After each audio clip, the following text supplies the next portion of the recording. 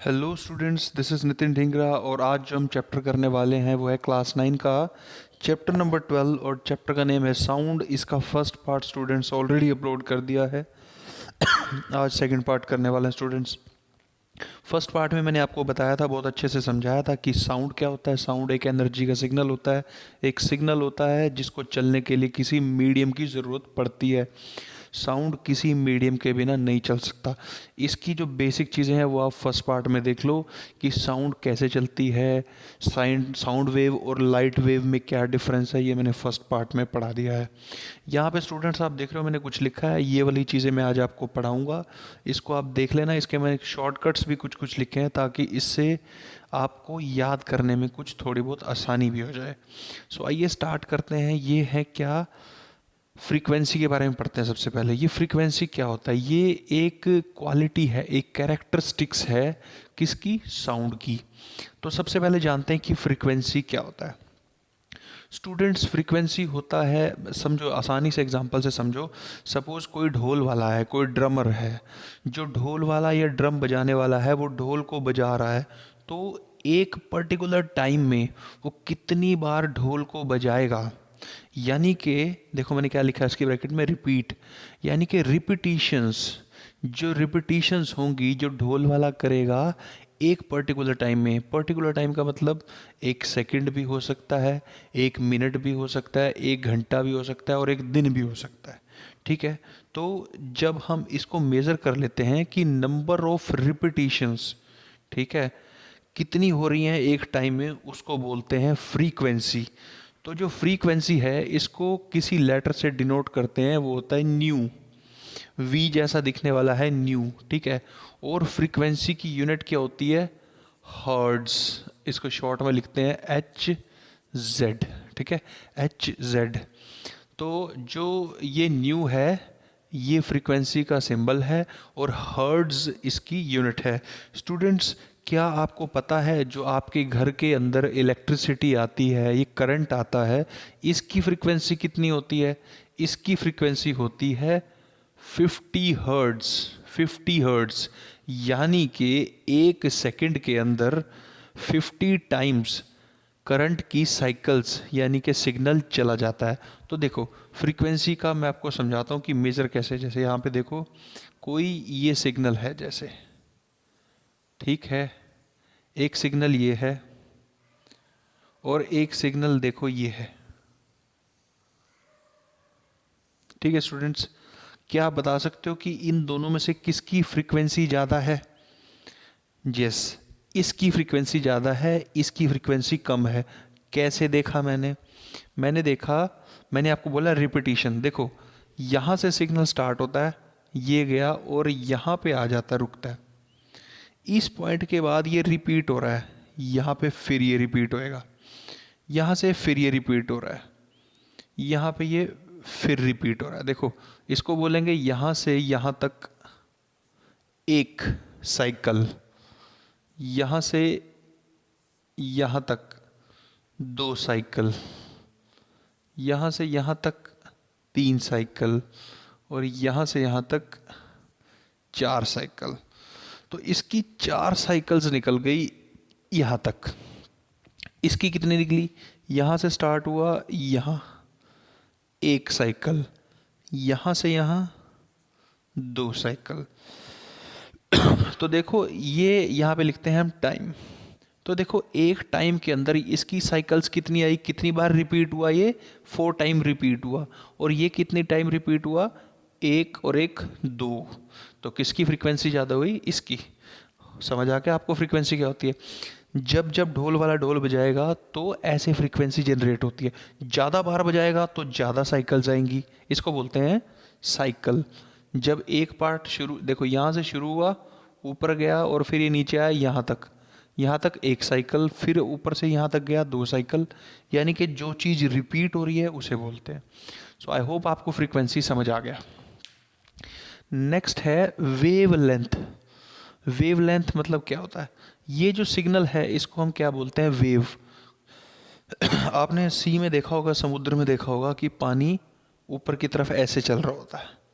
तो जो ऐसे चल रहा है, देखो कैसे, ऐसे तो ये भी तो ऐसे ही चल रहा है, ये एक सिग्नल है, ये भी क्या है, एक वेव है। तो वेव की लेंथ, वेव की लेंथ को बोलते हैं वेव लेंथ। Very simple. यानी कि देखो, जैसे इसकी बात करूं, ये सिग्नल यहाँ से शुरू हुआ ना, यहाँ से, तो यहाँ से लेकर के और ये यहाँ पे रुक गया, यहाँ से लेकर के यहाँ तक, यहाँ से लेकर के यहाँ तक, ये है एक साइकिल। तो एक साइकिल की जो लेंथ है उसको बोलते हैं वेव लेंथ। ठीक है, इसकी डेफिनेशन देनी हो तो आप ऐसे दे सकते हो कि the length of a cycle, of a frequency cycle is known as wavelength. या फिर एक डेफिनेशन और भी आप इसकी दे सकते हो, आप ऐसे भी वेव लेंथ निकाल सकते हो। जैसे जैसे एक मिनट रुको, जैसे कि मैंने आपको बताया था लास्ट वीडियो में, जैसे ये सिग्नल ऊपर की तरफ जा रहा है, इसका ये वाला पॉइंट है, इसको क्या बोलते हैं, इसको बोलते हैं क्रेस्ट, और नीचे वाले पार्ट को बोलते हैं ट्रफ। ये क्रेस्ट, ये ट्रफ, ये फिर से क्या आएगा, क्रेस्ट। सो यहां से यहां तक का जो डिस्टेंस है, यहां से यहां तक का, ये भी क्या है, wavelength. So the distance between two consecutive crest, दो क्रेस्ट के बीच का डिस्टेंस भी क्या कहलाता है, वेवलेंथ। आसान था। Next, time period. Time period भी बहुत आसान है। अच्छा हाँ, एक चीज़ और देखो, इसको डिनोट किया था यूं से, वेवलेंथ को डिनोट करते हैं लैम्बडा, उल्टा वाई, लैम्बडा, लैम्बडा। अच्छा, फिर ये टाइम पीरियड भाई, टाइम पीरियड क्या होता है, एक साइकिल या एक वेवलेंथ को जाने में जितना टाइम लगे, यानी कि एक बार रिपीट होने में, एक साइकिल जाने में जितना टाइम लगे, उसे क्या बोलते हैं, टाइम पीरियड। तो इसको डिनोट करते हैं लेटर टी से। ठीक है, अब एक चीज़ सीखो, जो फ्रीक्वेंसी है, ठीक है, वो टाइम के इनवर्सली प्रोपोर्शनल होती है। ठीक है, वो फ्रीक्वेंसी क्या है, टाइम के इनवर्सली प्रोपोर्शनल होती है।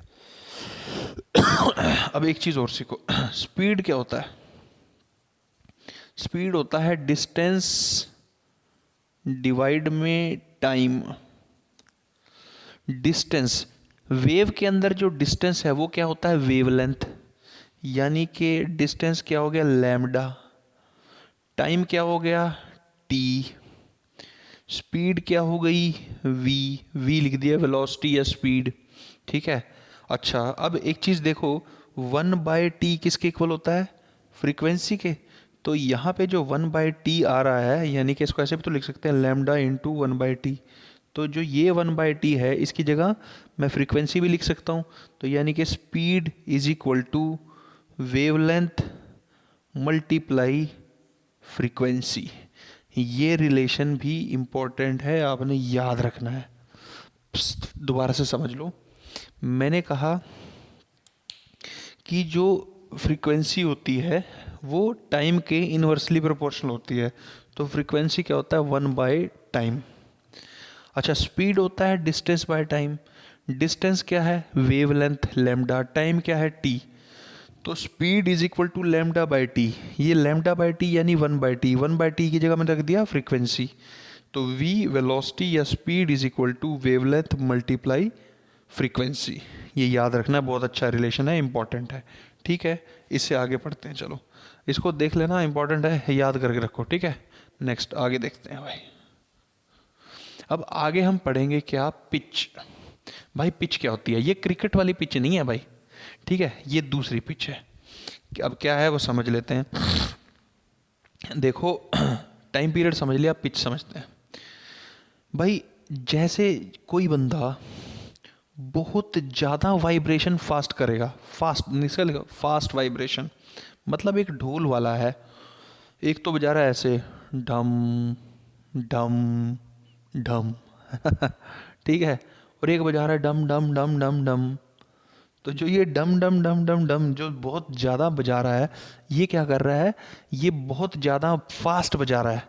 तो फास्ट बजा रहा है यानी कि ये बहुत ज़्यादा फ्रीक्वेंसी ज़्यादा है। 1 मिनट के अंदर ये डम डम डम डम डम बहुत ज़्यादा बजा देगा, और डम डम, ये कम बजाएगा। तो अगर कोई वाइब्रेशन बहुत ज़्यादा करे, फास्ट करे, बहुत ज़्यादा फास्ट वाइब्रेशन करे, तो उसको क्या बोलते हैं कि उसकी फ्रीक्वेंसी ज़्यादा है। ठीक है, तो यानी कि मोर वाइब्रेशन, यानी कि ज़्यादा वाइब्रेशन, इसका मतलब है मोर फ्रीक्वेंसी, यानी कि उसकी फ्रीक्वेंसी क्या है, ज़्यादा है। जो ज़्यादा रिवेशन, ज़्यादा वाइब्रेशन करेगा उसकी फ्रीक्वेंसी ज़्यादा है, और जिसकी फ्रीक्वेंसी ज़्यादा होती है उसकी पिच भी क्या होती है, ज़्यादा होती है। तो यानी कि अगर किसी सिग्नल की फ्रीक्वेंसी बहुत ज़्यादा है तो हम क्या बोल सकते हैं कि इसकी पिच बहुत ज़्यादा है। ठीक है, पिच का मतलब समझ आ गया। फिर करते हैं एम्पलीट्यूड। एम्पलीट्यूड क्या होता है, देखो एम्पलीट्यूड सीखते हैं। एक सिग्नल है ये, ठीक है, एक सिग्नल है ये, अब मैं बना रहा हूँ ये वाला। पहले तो एम्पलीट्यूड सीख लो क्या होता है। एम्पलीट्यूड होता है जो ये जहाँ पे मैक्सिमम वैल्यू आती है ना क्रेस्ट की, तो ये यहाँ से लेकर के कितना है, यानी कि ये कितना है, ये इसका एम्पलीट्यूड है, और ऊपर वाले का एम्पलीट्यूड ये है। ठीक है, तो ये होता है एम्पलीट्यूड। एक और बना देता हूँ, यहाँ पे देख लो, इसका एम्पलीट्यूड ये है। ठीक है, अब एम्पलीट्यूड का मतलब क्या होता है, जब आप वाइब्रेशन कर रहे हो, ढोल बजा रहे हो, ठीक है, तो जो सबसे ज़्यादा जोर के बजाया उसने, ढम, बहुत ज़्यादा जोर के बजा दिया, ठीक है, जो सबसे ज़्यादा जोर के बजाया उसने, उसमें ज़्यादा फोर्स लगी, यानी कि इसमें फोर्स इन्वॉल्व हो जाती है। पिच में फोर्स नहीं इन्वॉल्व होती, पिच में स्पीड होती है, कितनी स्पीडली बजा रहा है कोई चीज़, और इसमें एम्पलीट्यूड में होता है कितनी ज़ोर से बजा रहा है। ठीक है, जैसे जैसे कोई टेबल है, जैसे कोई टेबल है, टेबल पे मैंने ऐसे हाथ करा, मारा, कुछ आवाज़ आएगी। एक मैंने बहुत ज़ोर से मारा, उसकी बहुत ज़्यादा ज़ोर से आवाज़ आएगी। तो जब मैं बहुत ज़्यादा फोर्स लगा रहा हूँ टेबल के ऊपर, ठीक है, तो ज़्यादा फोर्स किसको डिनोट करेगी, एम्पलीट्यूड को, कि एम्पलीट्यूड ज़्यादा आएगा।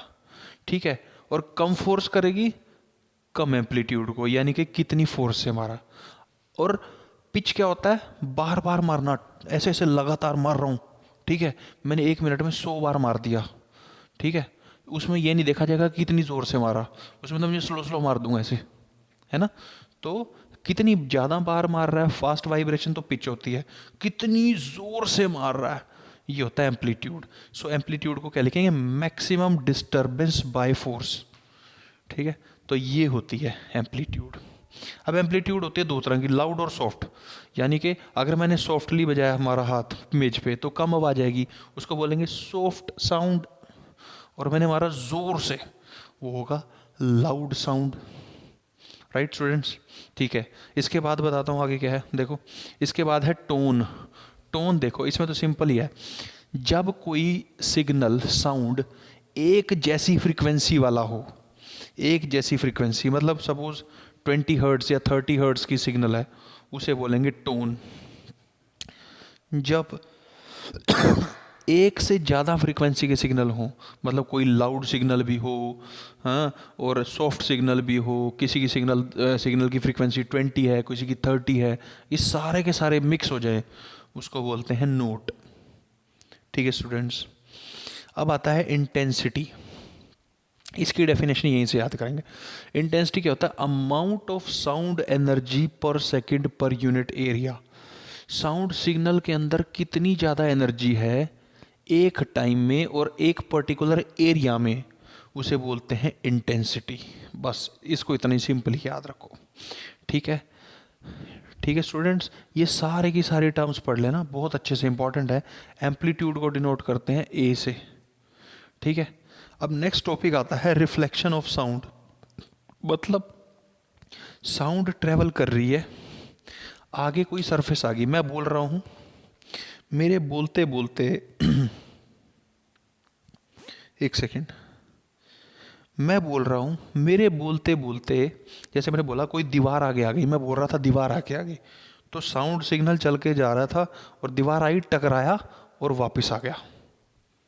This is reflection of sound. समझ गए ना। मतलब देखो ये कोई सिग्नल चल रहा था, आगे आगे दीवार, ये गया ऐसे गया, टकराया और वापिस हो गया। समझ आया? This is known as reflection. तो रिफ्लेक्शन का मतलब है टकराना, बॉल फेंकी, दीवार पे मारी, वापस, this is reflection. So the bouncing back of sound signal is known as reflection of sound.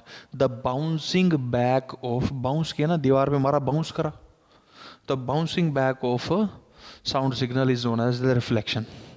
अब ये दो तरह की होता है, एक होता है इको, एक होता है रेवर्बरेशन। दोनों में थोड़ा थोड़ा सा डिफरेंस है, दोनों को समझ लेते हैं। इको क्या होता है? इको आपने कभी देखा हो, अगर पहाड़ों में जाओ, आवाज लगाओ, कैसे आवाज लगाओगे? बोलोगे राजू, राजू, राजू, राजू, ऐसे रिपीट होती है ना आवाज, है ना? राजू, राजू, राजू, राजू। तो ऐसी चीज को बोलते हैं इको। ठीक है? मतलब आपने जो बोला, यानी कि साउंड सिग्नल ट्रेवल करा, टकराया और वापस आया। जैसे जैसे जैसे यहाँ पे कोई सिग्नल जा रहा था, ये कोई माउंटेन आ गया, पहाड़ आ गया, इससे टकराया। अब यहाँ से यहाँ जाने में उसको कुछ टाइम तो लगेगा ना, जब वो ट्रैवल करके जा रहा है। फिर वो यहाँ से टकराया और वापस आया, और वापस आने में भी कुछ टाइम लगेगा। तो ये टकरा करके कुछ देर के बाद फिर से वही चीज़ सुनाई दे दे, वही राजू, राजू, राजू, ऐसे वापस आ रही है ना आवाज़, तो इसको बोलते हैं एको। ठीक है? अब जो ये एको हो रहा है, इसके लिए कुछ कंडीशंस हैं। क्या कंडीशन है वो समझते हैं। हमारा जो दिमाग है ना, अच्छा एक वर्ड मैं लिखता हूँ यहाँ पे, परसिस्टेंस ऑफ साउंड, ये होता है 0.1 सेकेंड हमारे ब्रेन का। आर ब्रेन, हमारे ब्रेन का परसिस्टेंस ऑफ साउंड होता है 1 सेकेंड। पहले तो इसको याद रख लो। अब ये क्या लिखा है वो मैं समझाता हूँ। मतलब जो भी मैं बोल रहा हूँ और आप सुन रहे हो, आपका दिमाग कम से कम इतने सेकंड के लिए जो भी मैंने बोला वो दिमाग में रखता है। नहीं समझ में आया? ऐसे समझो, मैंने कोई चीज़ खाई, कोई भी चीज़ खाई, मेरी जो जीभ है, मेरी जो टंग है, कितनी देर तक उस, जैसे मैंने कोई बहुत ज़्यादा मीठी चाय पी ली, है ना, तो उसका मुंह में रहता है, अरे यार मीठा मीठा, ज़्यादा मीठा हो गया, ज़्यादा मीठा हो गया। तो कितनी देर तक आपकी जीभ उस मीठे को याद रखेगी, उसको बोलते हैं परसिस्टेंस। ऐसे ही जो भी मैं कुछ सुन रहा हूँ, मेरा दिमाग कब तक, जैसे मैंने सुना राम, राम सुन लिया, तो राम जो मैंने सुना, मेरे दिमाग में कितने देर तक याद रही, उसकी मेमोरी कितनी याद रही, उसको बोलते हैं परसिस्टेंस ऑफ साउंड। ठीक है? तो परसिस्टेंस ऑफ साउंड हमारे दिमाग का है 0.1 सेकेंड। अब इको का मतलब क्या है? इको का मतलब ये है, जैसे बोला राजू, राजू, राजू, ऐसे टकरा के आवाज वापस आ रही है, तो इको तभी माना जाएगा, इको तभी माना जाएगा अगर कोई आवाज 0.1 सेकेंड के बाद में सुनाई दे, उसे ही बोलते हैं इको। अब इको करने की कंडीशन क्या है? मतलब कहाँ पे इको होगा और कहाँ पे नहीं होगा। तो इको का मतलब देखो, साउंड की जो स्पीड है ना, स्पीड ऑफ साउंड अप्रोक्सीमेटली लेते हैं 344 मीटर पर सेकेंड की साउंड इतना चलती है। ठीक है? ओके। और टाइम ऑफ परसिस्टेंस है 0.1 सेकेंड। अब आपको ये तो पता ही है, स्पीड क्या होता है? डिस्टेंस अपॉन में टाइम। तो डिस्टेंस क्या होएगा? स्पीड मल्टीप्लाई टाइम, टी इधर जाके मल्टीप्लाई हो गया, तो स्पीड कितनी है? 344, टाइम कितना है? 0.1 second, is equal to 344 into 1/10, यानी कि 34.4 34.4 मीटर। अब जब भी साउंड सिग्नल चलता है, जैसे ये पहाड़ है, यहाँ से साउंड गया, फिर टकराया, बंदा तो यहीं खड़ा है ना, ये बंदा खड़ा है, ठीक है, ये बंदा तो यही है, ये इसने बोला, इधर को बोला इसने, ये गया टकराया, सिग्नल वापस आया। तो जो सिग्नल है वो गया फिर वापस आया, सिग्नल कितना डिस्टेंस चल रहा है, डबल डिस्टेंस चल रहा है। तो जो ये डिस्टेंस आया डी 34.4, इसको 2 से डिवाइड कर देते हैं तो 17.2 मीटर। यानी कि एको तब होगा, एको तब होगा जब कम से कम कोई रूम या कोई जगह इस साइज की होगी, तब होगा। ठीक है स्टूडेंट, समझ आ गया? आई होप कि आपको समझ आ रहा है ना? मुझे लगता है समझ आ ही रहा होगा। चलो, तो एको होने की कंडीशन मैंने आपको बता दी है। दूसरा टॉपिक है रेवर्बरेशन। रेवर्बरेशन क्या होता है? रेवर्बरेशन ये होता है, जैसे जिस रूम में अभी मैं पढ़ा रहा हूँ, ये रूम छोटा है, ठीक है, ये छोटा रूम है और मतलब खाली भी है रूम, कोई ज़्यादा कुछ सामान नहीं पड़ा हुआ इसके अंदर, ठीक है। तो जो मैं बोल रहा हूँ, इसकी दीवारों से वो आवाज़ टकरा रही है और आ रही है। देखो इधर भी दीवार है, इधर भी दीवार है, सामने भी दीवार, सारी जगह दीवारें हैं। तो जो भी मैं बोल रहा हूँ, इधर से इधर से इधर से मल्टीपल रिफ्लेक्शंस हो रही हैं। क्या हो रही हैं? Multiple reflections. किसकी? Multiple reflections of sound. जब मल्टीपल रिफ्लेक्शंस ऑफ साउंड होती हैं उसे बोलते हैं रेवर्बरेशन। इसको इसको आप नॉर्मल आवाज़ में बोलते हैं, मतलब नॉर्मल सी लैंग्वेज में बोलते हैं गूंजना। जैसे जिस कमरे में पढ़ा रहा हूँ, आवाज़ यहाँ पे गूंज रही है। क्यों गूंज रही है? जो साउंड सिग्नल है इधर से भी टकरा के आ रहा है, इधर से भी आ रहा है, इधर से भी आ रहा है, मल्टीपल जगह से सिग्नल आ रहा है, तो इसको बोलते हैं रेवर्बरेशंस। ठीक है। अब ये रेवर्बरेशन क्या होती है? जब रेवर्बरेशन होएगी तो क्या होगा? मेरे दिमाग तो इतने टाइम तक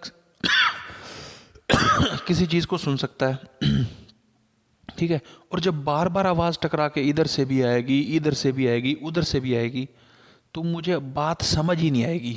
क्योंकि एक बात जो है ना बार बार रिपीट होती रहेगी। राजू इधर से भी आ रहा है, इधर से भी आ रहा है, इधर से भी आ रहा है, सब जगह से राजू राजू की आवाज़ आएगी। तो ये होना नहीं चाहिए भाई। अगर रेवर्बरेशन हो रहा है तो थोड़ा दिक्कत हो सकती है सुनने में। अब जैसे आप थिएटर में मूवी देखने गए, ठीक है, सपोज वहाँ पे रेवर्बरेशन हो जाए, उधर से सामने से वो डायलॉग बोल रहा है, गब्बर ये हाथ मुझे दे दे, है ना, ठाकुर बोल रहा है, ठाकुर कह रहा है गब्बर ये हाथ मुझे दे दे। पहले गब्बर की आवाज़ अभी आ रही है, फिर इधर से भी गब्बर आ रही है, डायलॉग ही पूरा नहीं होगा भाई, समझ ही नहीं आएगा क्या हो रहा है। तो इसलिए जो थिएटर्स होते हैं ऐसी जगह में आवाज़ टकरा करके वापस ना आए, इसलिए दीवारों को कुछ ऐसा बनाया जाता है कि वो साउंड को एब्जॉर्ब कर ले। ठीक है, वो साउंड को क्या कर लें? एब्जॉर्ब कर लें। यानी कि पर्दे लगा देंगे, या फिर दीवार जो है ना फ्लैट नहीं बनाएंगे, दीवार के अंदर होल कर देंगे, ठीक है, या दीवार को थोड़ा ऊंचा नीचा बना देंगे, टेढ़ा मेढ़ा बना देंगे।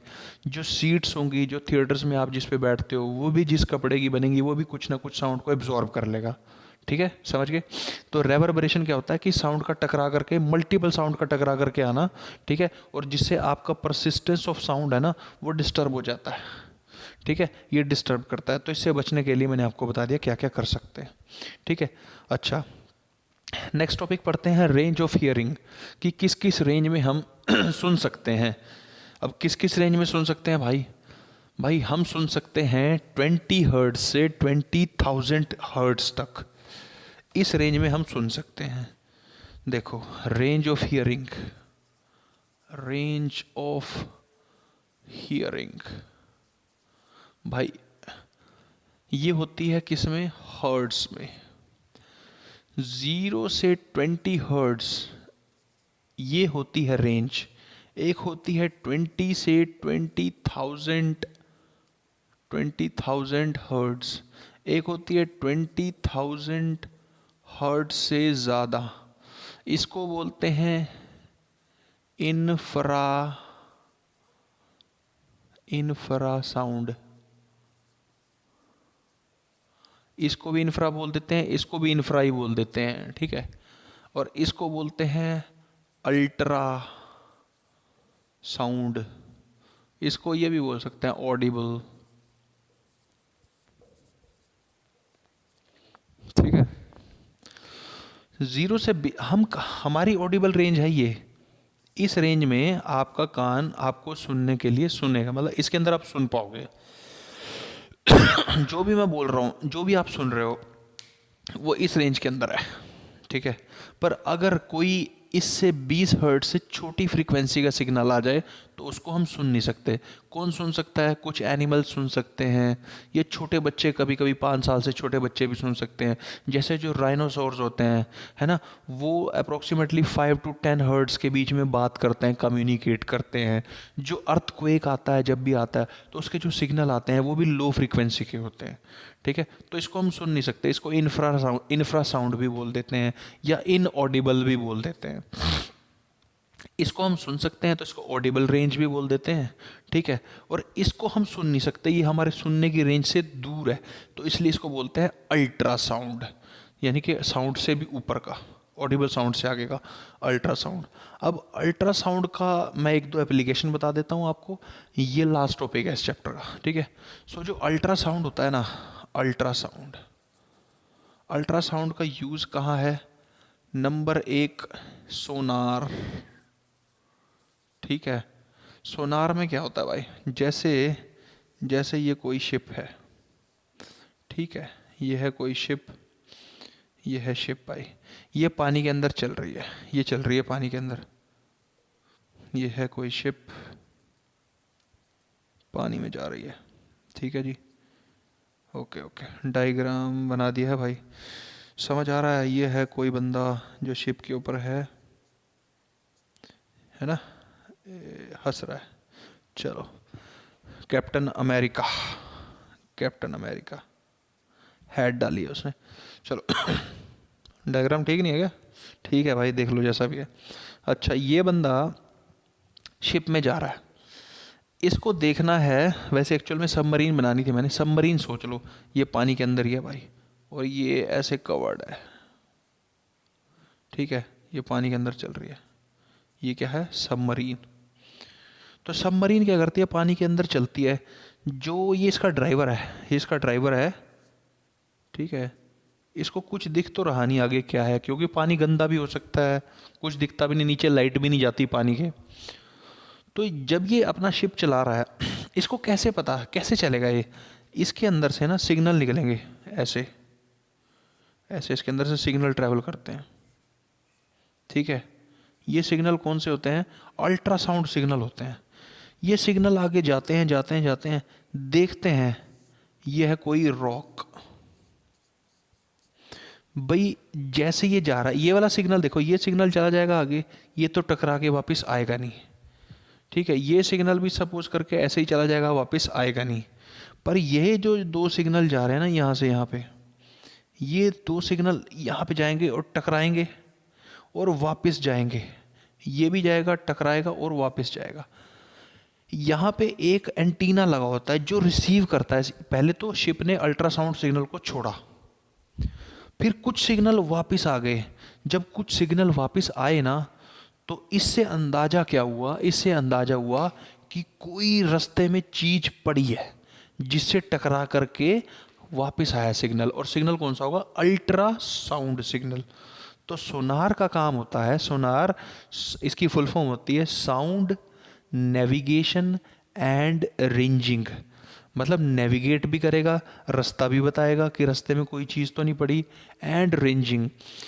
क्योंकि जैसे यहाँ से ये सिग्नल गया, ये सिग्नल गया, सपोज ये सिग्नल वापस आया 5 सेकंड के बाद, तो जब इसको टाइम भी पता चल गया ना कि 5 सेकंड के बाद वापस आ रहा है ये सिग्नल, इसको छोड़ा था 10:01 पे, और 10:01 और 5 सेकंड पे ये सिग्नल वापस आया, तो उससे हम डिस्टेंस भी निकाल सकते हैं कि ये कितनी दूर है, ठीक है। तो रेंजिंग भी हो जाएगी, डिस्टेंस भी पता चल जाएगा, नेविगेशन भी हो जाएगी, और इसको बोलते हैं सोनार। इसकी एक एप्लीकेशन और बता देता हूँ। जो ये होते हैं ना, ब्रिजेस होते हैं, है ना, तो ब्रिजेस के अंदर कभी कभी क्रैक्स आ जाते हैं। तो क्रैक्स का पता लगाने के लिए अल्ट्रासाउंड का यूज़ किया जाता है। कैसे? देखो, ब्रिज के अंदर जो क्रैक है वो दिख नहीं रहा, आपने अल्ट्रासाउंड सिग्नल छोड़े, जहाँ पे क्रैक होगा वहाँ से अल्ट्रासाउंड का सिग्नल आर पार निकल जाएगा, बाकी सब जगह से टकरा करके सिग्नल वापस आएंगे। तो जहाँ से सिग्नल टकरा करके वापस नहीं आया, वहीं पे क्या हो गया है, क्रैक। और अल्ट्रासाउंड के एप्लीकेशन क्या है, आपको पता है कि जो प्रेग्नेंट लेडीज़ होती हैं उनके अंदर जो बेबीज़ की मूवमेंट देखने के लिए, है ना, भी इसका यूज़ करते हैं। आपके अंदर यहीं पे कहीं पे किडनी में या कहीं पे बॉडी में कभी कोई स्टोन हो जाए, पत्थरी हो जाए, उसको चेक करने के लिए भी अल्ट्रासाउंड वगैरह हम करते रहते हैं। सो गाइस, यही था इस चैप्टर के अंदर। आई होप कि आपको अच्छे से समझ आया हो। फिर भी कोई डाउट है तो आप मुझे मैसेज कर सकते हैं, कमेंट कर सकते हैं। So thank you so much.